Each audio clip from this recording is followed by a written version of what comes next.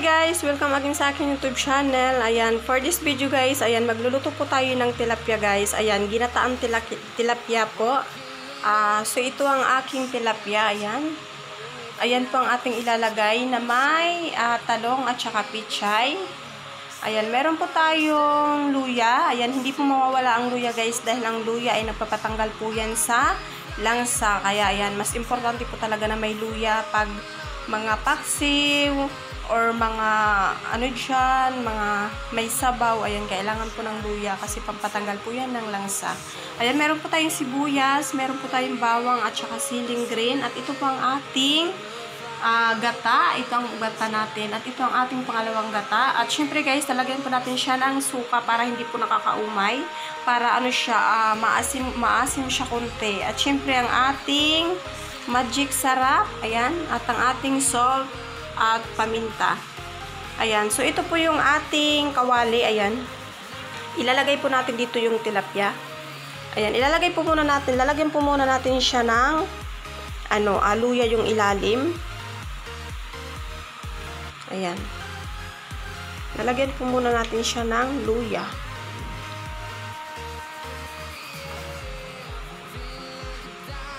Ayan. Tsaka po natin ilalagay yung tilapia. Ito po yung tilapia natin. Ayan. Ayan. Ayan. Ilalagay po natin yung luya ulit sa ibabaw. At saka yung bawang sibuyas.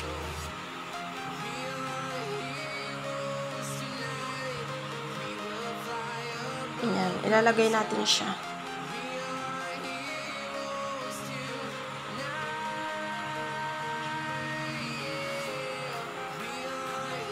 Sasabay po natin guys yung siling green kasi yung siling green matigas siya kaya sasabay po natin siya.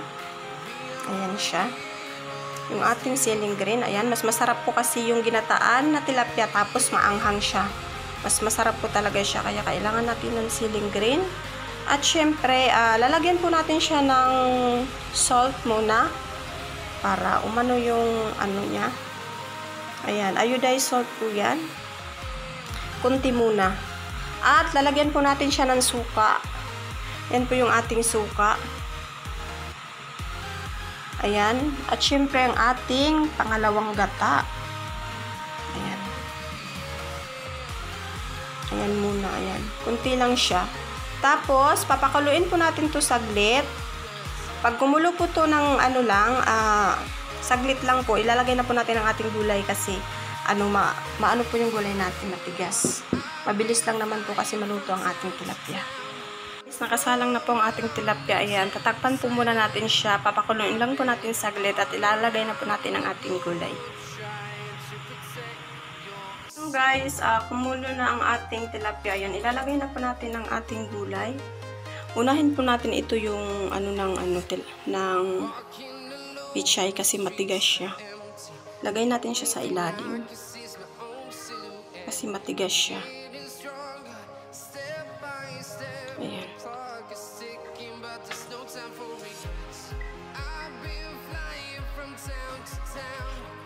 Ayan, tapos yung sunod talong. Lalagay natin yung talong.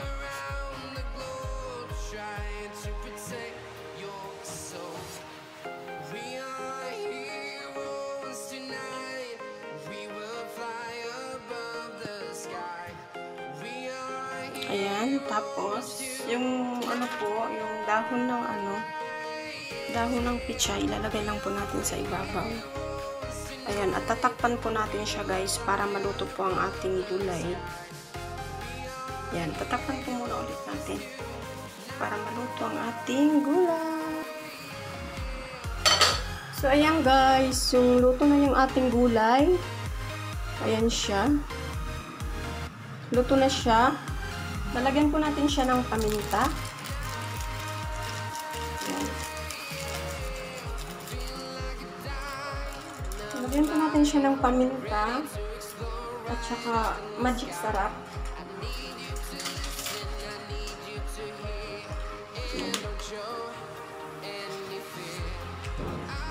ating magic sarap na pampalasa. Ayan. Huwag lang natin ubusin kasi nilagyan natin siya ng ng asin. Ayan. Ilalagay na po natin guys ang ating gata. So, ito po yung ating gata. Ayan.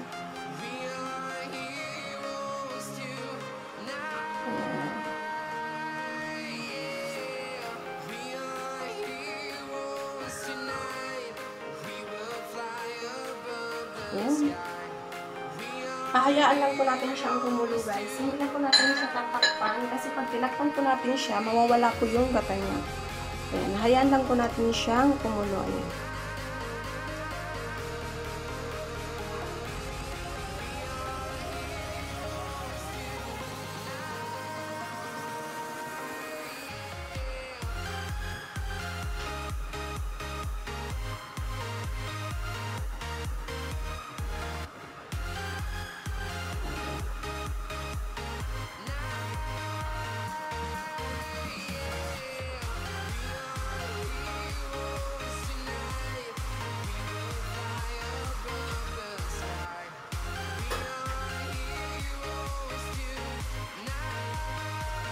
So, ayan guys, kumukulo na siya.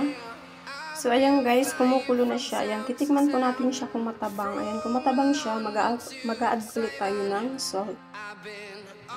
Ayan, sarap guys, ginataang tilapia. Tama lang naman siya guys, hindi